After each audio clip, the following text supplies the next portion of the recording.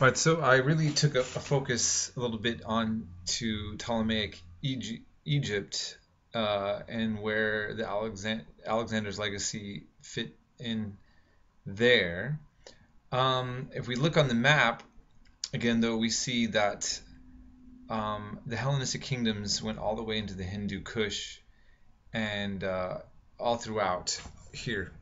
And so I just thought what I would do is I would kind of show you how Alexander the Great and Hellenization also affected other parts of the world. So here we see that there was an inscription here that actually had Greek, Persian, and Imperial Aramaic by King Ashoka, and this put up in Afghanistan. Okay. And I want to talk about Afghanistan in just a little bit, but Alexander's mixed legacy. So here is a picture actually depicting Alexander the Great visiting the Kaaba, which is important to Muslims. He's depicted as a Muslim. That is bizarre, right? But in fact, some Muslims believe that he's actually mentioned in the Quran. I'm going to show you a clip in just a second.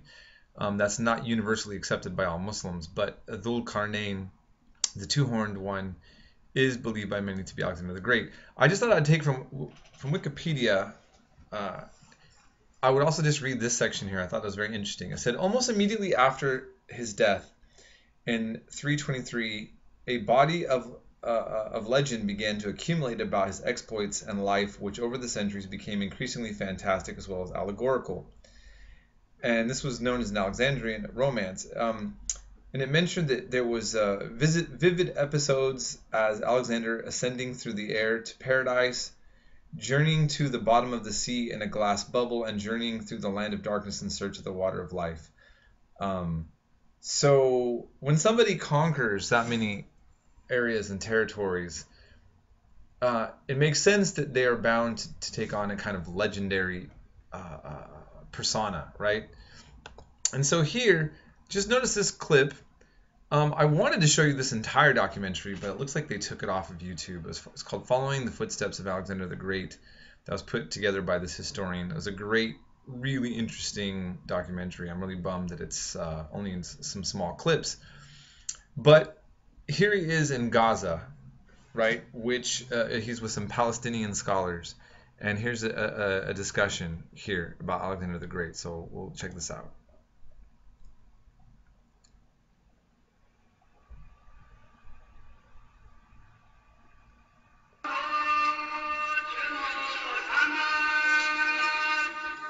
Gaza has had a lot of great conquerors coming through in its time, hasn't it? This is all of them since the beginning of history. Yeah. Many of them, That night I met some leading Palestinian historians, and we reflected on their long and violent history. The Romans, the Greek Romans, the emperors, the Byzantine emperors, then the caliphs. And this is the land of battles, as we said, between the most great emperors in the world, from 3000 year BC until now. But we never see in the Then, one of the guests pulled out his copy of the Muslim holy book, the Quran. قل سأتلو عليكم منه ذكرى. ذو القرنين is meant here by Alexander. This is the two horns. And there again was two-horned Alexander, Dhul Qarnayn, in one of the Archangel Gabriel's revelations to the Prophet Muhammad. They are concerning Dhul Qarnayn.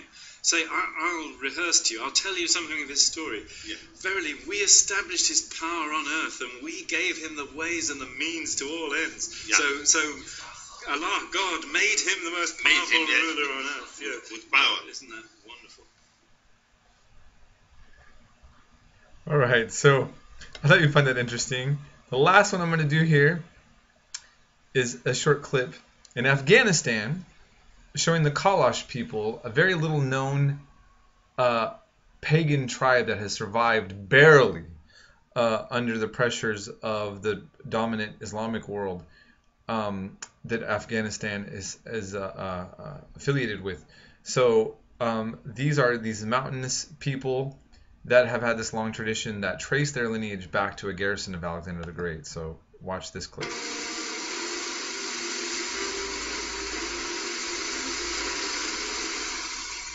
And there we discovered a living connection with his story.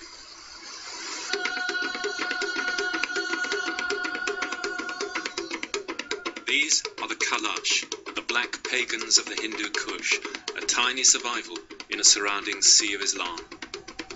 They follow ancient gods and speak a language distantly akin to Greek.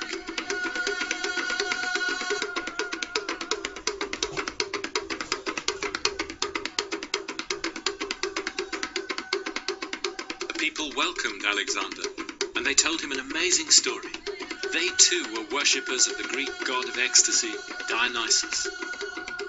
Alexander had once again hit gold. From his mother's knee, Alexander had been told tales of Dionysus, how he'd been born far out to the east. Now the people took him to sacrifice on the very mountain where they said Dionysus had been born. To Alexander, it was an unmistakable sign that God was here.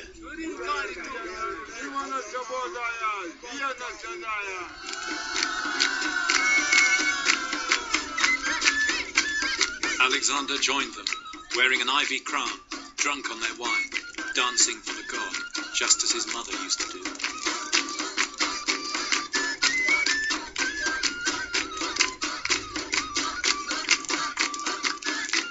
And today the Kalash add another twist to the tale.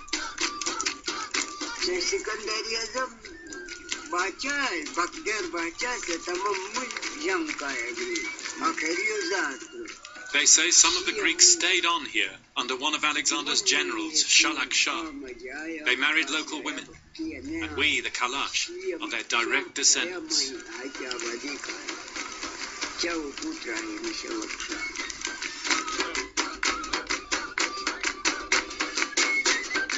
If the story was true, I drank wine that night with the descendants of Alexander's army.